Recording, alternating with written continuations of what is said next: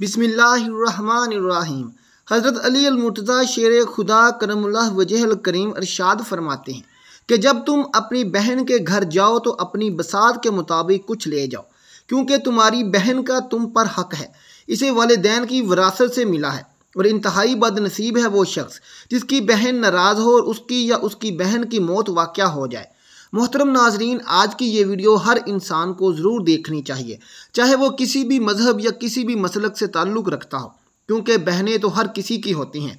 बहनें तो माँ का रूप होती हैं जो अपने भाइयों का ज़रा सा भी दुख बर्दाश्त नहीं कर सकती।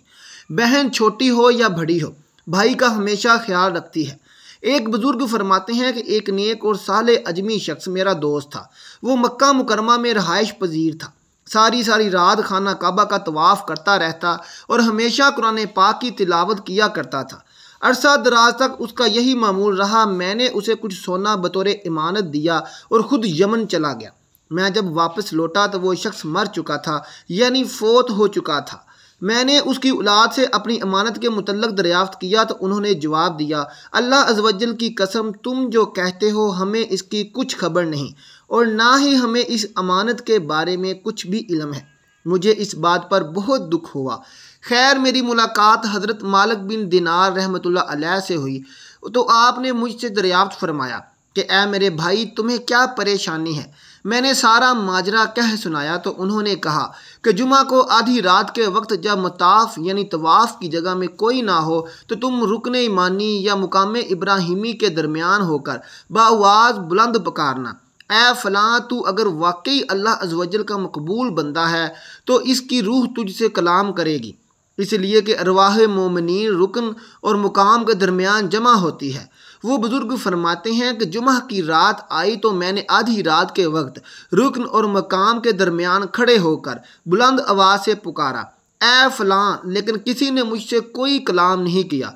जब सुबह हुई तो मैंने सैयदना मालिक बिन दिनार को अपना सब कुछ बताया तो आपने फरमाया, वो अजमी शख्स जहन्नमी था, लेकिन तुम ऐसा करो कि यमन चले जाओ। वहाँ एक कुआं है जिसका नाम बिरबरहूत है।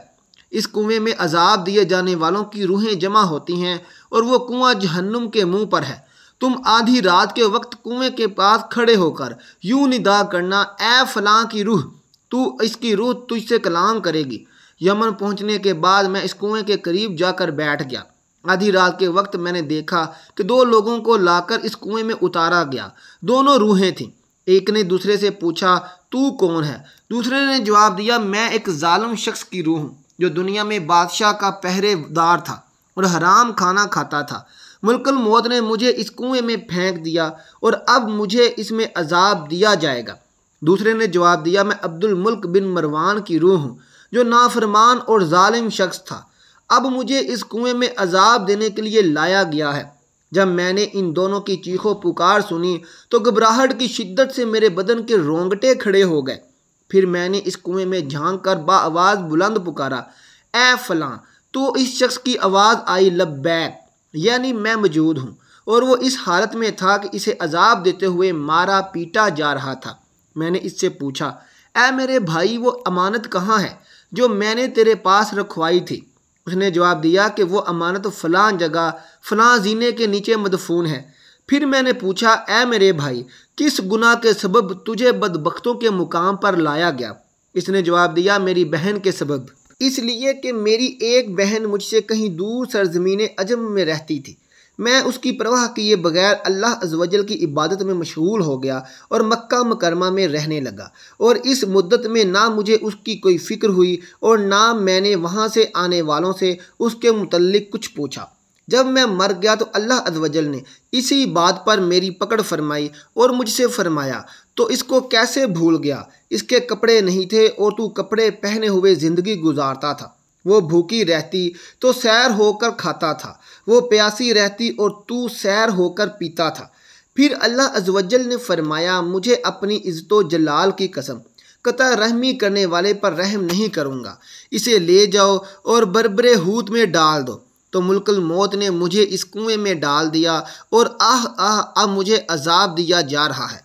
ए मेरे भाई, तुम मेरी बहन के पास जाकर इससे मेरे लिए मुआफ़ी की दरख्वास्त करो और इस अजाब से मेरे लिए छुटकारे के लिए कुछ करो। मुमकिन है अल्लाह अज़्ज़वजल मेरे हाल पर रहम फरमाए, क्योंकि अल्लाह अज़्ज़वजल के यहाँ कतई रहमी के अलावा मेरा और कोई गुनाह नहीं है। वो बुज़ुर्ग फरमाते हैं, मैं पहले इस जगह गया जहाँ अमानत मदफून थी। इसे खोदा तो उसमें एक थैली निकली जिसमें मेरी इमानत मौजूद थी। वो इसी हालत में थी जैसे मैंने अपने हाथ से बांधी थी। फिर मैं अपनी अमानत के लिए अजम के शहर चला गया।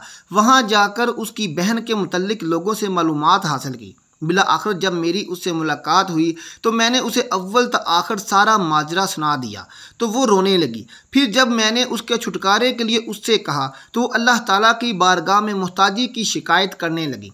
मैंने कुछ दुनियावी माल उसे दे दिया और वहाँ से लौट आया। मोहतरम नाजरीन, अल्लाह का शुक्र अदा करो कि अल्लाह ने तुम्हें ये पकीज़ा रिश्ता अता किया और तुम्हें तुम्हारे दुखों का सहारा अता किया। बहन अगर तुमसे उम्र में बड़ी है तो वो माँ के हुक्म में है। इसका अदब व एहतराम करीब करीब इसी अंदाज पर होना चाहिए जैसा कि हदीस से मालूम होता है। और अगर छोटी बहन हो तो भाई को इसका ख्याल ऐसे ही रखना चाहिए जिस तरह एक बाप अपनी बेटी का रखता है। बस हर मुसलमान को चाहिए कि सुलह रहमी को इख्तियार करे।